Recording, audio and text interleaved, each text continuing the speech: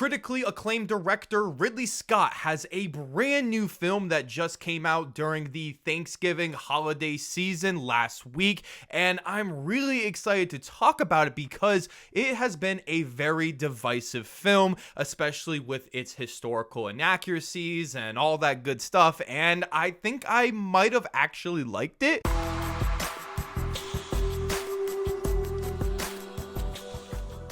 Welcome back, film fans. It is Brad from Let's Be Real Brad, and today in the channel, I want to talk to you guys about the brand new epic historical drama film called Napoleon. Napoleon is directed by Ridley Scott, as the film stars Joaquin and Vanessa Kirby in the lead roles. An epic that details the checkered rise and fall of French Emperor Napoleon Bonaparte and his relentless journey to power through the prism of his addictive, volatile relationship with his wife, Josephine. So going into Napoleon, I was really excited to check this out, as you have all the ingredients to be a really good movie, especially when you have Joaquin and Vanessa Kirby in the lead roles, along with director Ridley Scott, who I am a big fan of. I mean, he made Blade Runner from 1982. The final cut version is literally one of the best films of all time, and I will stand on that statement. And everything about this film, along with its really big budget and Apple Studios deciding to release it into theaters with Sony helping with the distribution and then going to Apple TV Plus later, had all the indications that this was going to be a really good film. And in ways, it was very impressive with its big epic scope and its battle scenes and some of the amazing performances and costumes. But this movie really falls apart when it comes to the screenplay. So let's just dive right into the positives first, and I do want to start with the performances here. Joaquin and Vanessa Kirby are excellent in this movie, playing Napoleon and Josephine respectively, as Joaquin is one of the greatest actors that is working right now. He won Best Actor at the Academy Awards for Joker a few years ago, and he has just been on a tear. He has been amazing in every movie he is in, and he really enjoys playing a very complex, deep character. Now, if we're talking about if Joaquin should have been casted as Napoleon, then I might have to agree with the people that say he shouldn't have, because Napoleon was a lot younger, and you know, Joaquin is around 49 years old, so that's a little old to be playing Napoleon. But nevertheless, if we're just talking about this film in particular, he did a really great job as his character, and I love seeing him on screen, as he also gives one of the most hilarious performances, because Napoleon Bonaparte is kind of a simp, so you know, seeing him being so ridiculous and his simp-like nature, Joaquin really pulled it off, and it's definitely one of his most hilarious performances to date. Vanessa Kirby is excellent as always, as she has had a great year so far, with also being in Mission Impossible Dead Reckoning Part 1 earlier this year, and she has just been in so many great movies in the past few years, and she was truly this character. I did not see Vanessa Kirby at all. She commands the screen, and she does an amazing job with Joaquin. Their relationship was great, and I really enjoyed the chemistry with one another, even if the characters didn't actually have that much chemistry. Easily one of the most impressive aspects about this film has got to be the war battle scenes, as they are so epic in scale, with so many different extras, and the way that it's presented with amazing cinematography and the great sound design.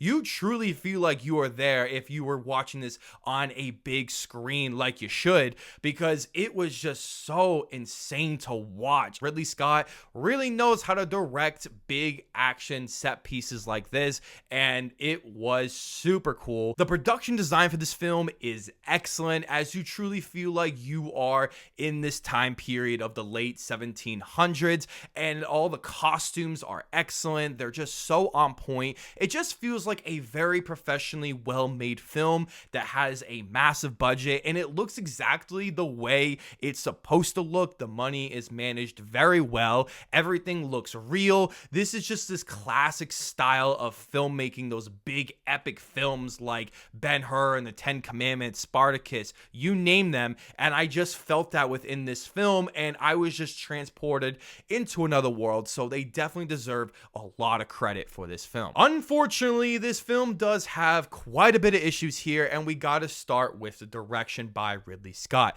While the war scenes are excellent and they're perfectly paced and they're epic and grand, everything else with the film is just all over the place, where a lot of scenes are really, really good and well acted and well written, but it jumps all over the place in terms of the timeline, where I had no idea what part of time that we were in. And I do think that's one of the reasons why we are going to get the 4-hour director's cut that Ridley Scott said that would be releasing after the theatrical version. And it makes a lot of sense, because that's most of my criticisms with this film. It does feel like there are so many sections of this film that are cut out, and it doesn't have a nice flow or pace to it. The film jumps around with so many different storylines, and it doesn't really come together the way it should.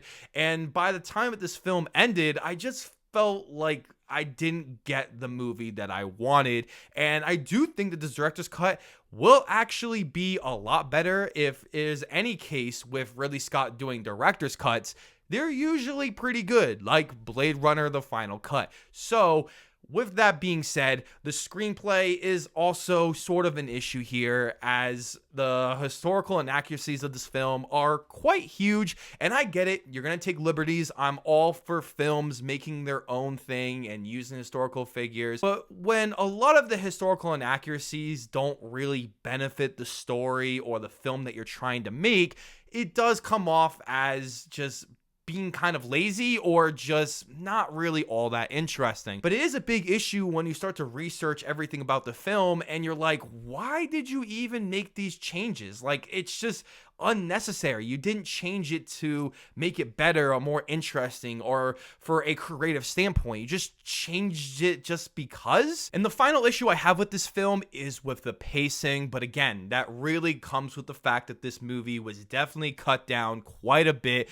from what Ridley Scott probably wanted to make, and the film does feel like it bounces everywhere, where there are so many scenes that are just really boring, not very interesting, and then it leads to this really fast-paced, well-written scene where it's a war scene or just a really heavy dialogue scene. The ending of this film is very disappointing, as people in my theater just laughed or were just shaking their head, and it just has a big blurb at the end, which you know how much I hate at the end of, a historical movie. It's just lazy. Don't put blurbs at the end of the movie. Just show it, or don't put anything. It's annoying. Overall, guys, Napoleon is a big, epic drama film that I did enjoy, with its big sets and a massive budget and really great performances and amazing costume design and all that great stuff you expect from a movie like this. And there are moments that are sprinkled in here that are really well done and I really enjoyed. But with this massive scope of a film, cannot save the screenplay and the butchered editing of this film,